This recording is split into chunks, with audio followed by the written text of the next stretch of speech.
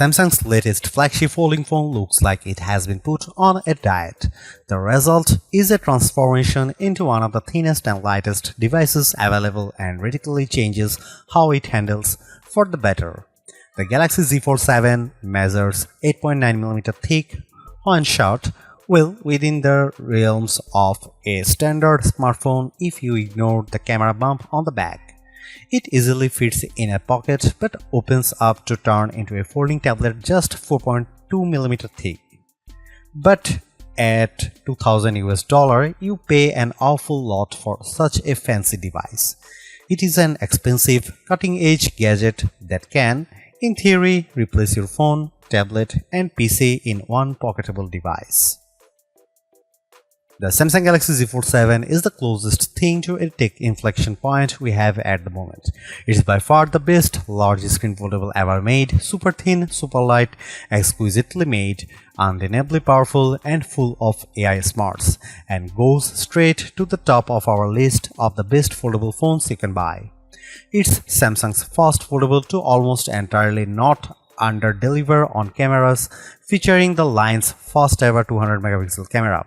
It feels like more than progress, it's a folding phone revelation.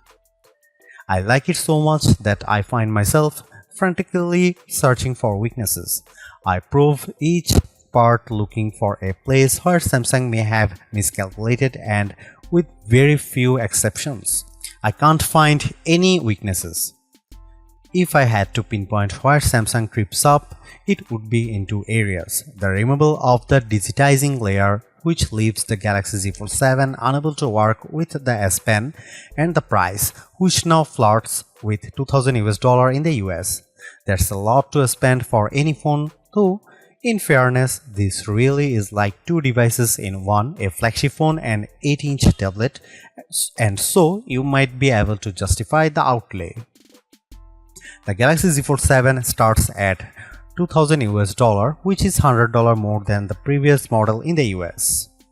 There is no price hike for buyers in the UK. The base model comes with 256GB of storage and 12GB of RAM at the time of reviewing. The Galaxy Z Fold 7 is on pre-order now and ships from July 25. It's available in Blue Shadow, Silver Shadow and Jet Black, plus a Samsung Online exclusive mint. Those prices make the Galaxy Z Fold 7 one of the most expensive foldables you can buy. In the US, it now costs $100 more than a similarly configured Google Pixel 9 Pro Fold. For instance, there will be deals especially for trade-ins, so look out for those. I agree, this is a lot to pay for a smartphone, but the Galaxy Z Fold 7 is not just a phone. It's also a tablet, yet so thin and light that someone glancing at in your hand might have no idea it's two-in-one. The question is, are you willing to pay more for something that is truly special?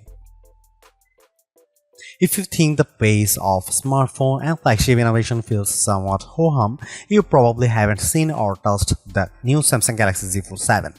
This is one of the best design upgrades I have seen in a while, not because it's radically different to the Samsung Galaxy Z Fold 6 that came before it, because it isn't, but because it's so much better in all the ways that truly matter.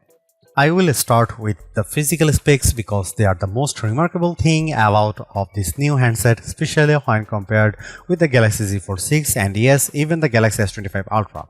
Unfolded, the Galaxy Z Fold 7 is just 4.2mm thick, that's 1.4mm thinner than the Galaxy Z Fold 6. Folded, the Galaxy Z Fold 7 is 8.9mm, 3.2mm thinner and the Galaxy Z Fold 6 and only 0.7mm thicker than the Galaxy S25 Ultra. Think about that, this foldable, which when folded is hiding a gorgeous 8-inch display, is almost imperceptibly thicker than a single screen flagship device.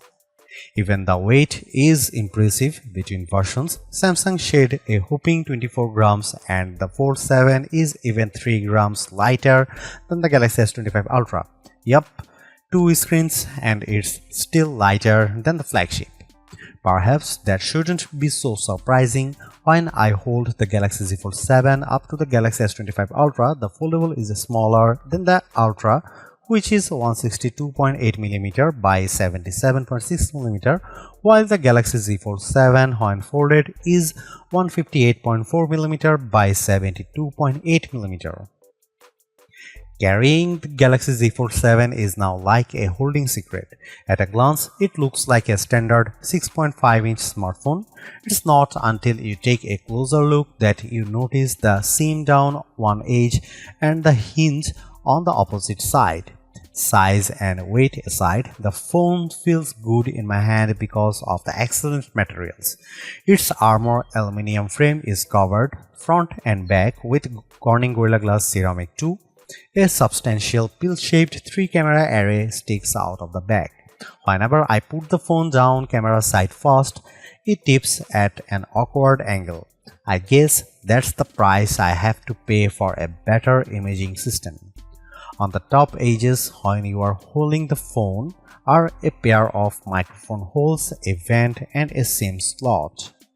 The bottom edges feature more microphone holes, a speaker slot, and the USB-C data and charging port. The tolerances here are quite something. The USB port appears to just barely fit in the space. The only buttons are the long volume rocker and the power or fingerprint reader and Gemini button. Samsung has re-engineered the hinge and it's noticeable. The phone is firmly closed when folded and has considerable but not overly resistant tension as you open it, and it snaps into position as a fully flat 8-inch tablet.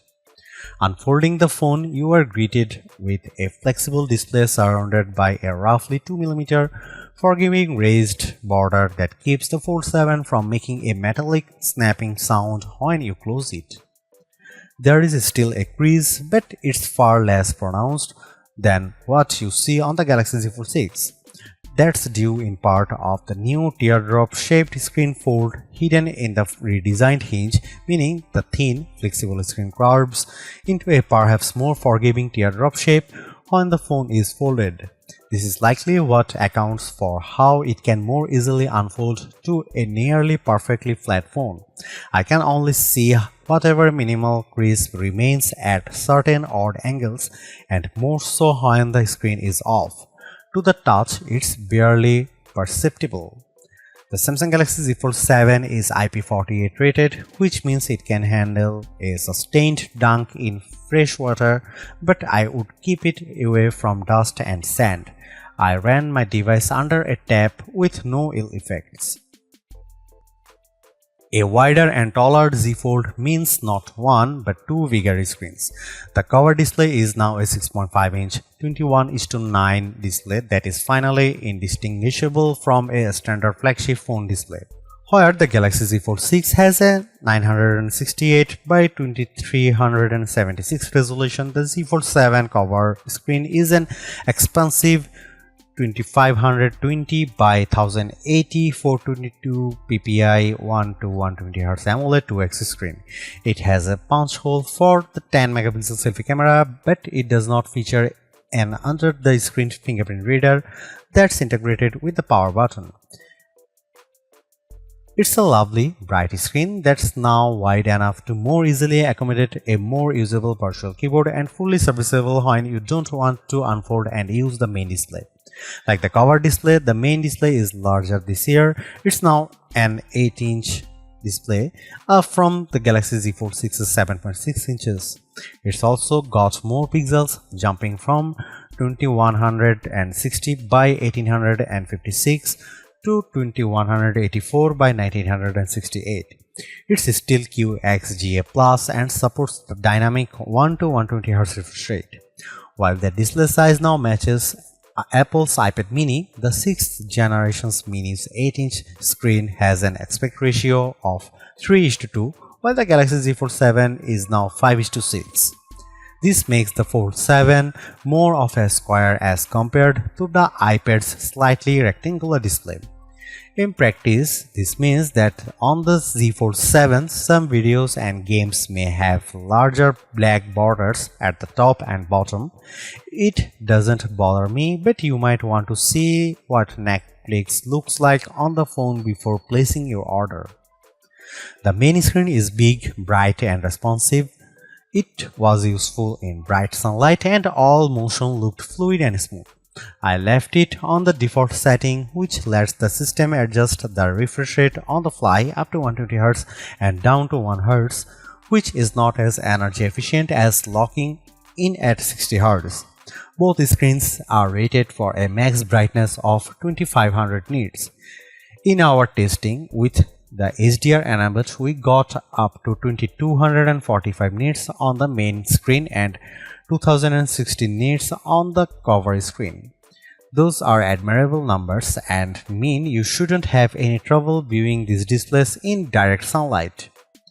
To achieve the 4.2mm thickness, Samsung made some changes to the panel configuration, most notably dropping the digitizing layer that in the Galaxy Z Fold 6 offered support for specially tipped S Pens. I was initially pretty upset about this, but I did find that I could still draw with my finger. It's not as precise, but it's not terrible, and I can still use my finger to mark up images for generative editing and sketch to image. My doodles for the latter are not as good as those drawn with the S Pen, but the screen had no trouble interpreting my rough sketch and transforming it into a very realistic mouse. I can report though that while the S Pen or any digitizing stylus will not work, a classic dump capacitive complement stylus, one you can buy for $6 on Amazon, does work with the display. It won't record pressure or angle, but it makes it a lot easier to draw. The other thing you might notice on the new Galaxy Z Fold 7 display is the noticeably larger camera punch hole. It's not only bigger in order to accommodate a better 10-megapixel camera. It was just 4 megapixel on the Fold 6. The hole is also no longer covered with pixels, so it remains visible at all times. It's positioned a tiny bit more centrally along the top edge than the punch hole on the Google Pixel 9 Pro Fold's flexible display, on which the equally large hole is positioned towards the far right corner and is maybe a bit more out of sight. These things aside, I love this big multitasking screen, which has room for a couple of apps or large screen views of favorite apps like weather or maps. It's also a nice canvas for Gemini Live, which makes the most of the larger space. I also enjoyed drawing on it, streaming shows on Netflix and playing action games. The benefit of a flexible screen is that the Galaxy Z Fold 7 doesn't have to be only flat or folded, it can also be L-shaped, which I found useful when I was checking over an interview transcription which I recorded and used AI to transcribe on the fold. A 90-degree fold also proved useful for watching videos on one half of the screen, while the rest of the fold served as a steady base. There was nothing much wrong with the Samsung Galaxy Z Fold 6's camera array. It has a nice 50-megapixel lens, a 10-megapixel and a 3x optical zoom, 10-megapixel, but I was very aware that this was a flagship class phone with a flagship level price, and it bothered me that the best camera array was reserved for Samsung's Ultra line. That is no longer the case. The Samsung Galaxy Z Fold 7 has a new camera system with two notable upgrades and one disappointment. Here's the full camera system: 200 megapixel wide camera, 12 megapixel ultra wide, 10 megapixel 3x telephoto, 10 megapixel cover screen, 10 megapixel main screen. The big news here is the new 200 megapixel sensor that, while similar to what's found in the Samsung Galaxy S25 Ultra, has been re-engineered to fit into the Galaxy Z Fold 7's super slim frame. Like most high megapixel smartphone cameras, this one defaults to a 12 megapixel shot, combining the information from multiple pixels for better clarity, contrast and colors. It does a nice job, but there is a very good reason to shoot at the full 200 megapixel. Doing so lets you crop into almost any picture detail without losing clarity. Here you can see some camera samples of the Samsung Galaxy Z Fold 7.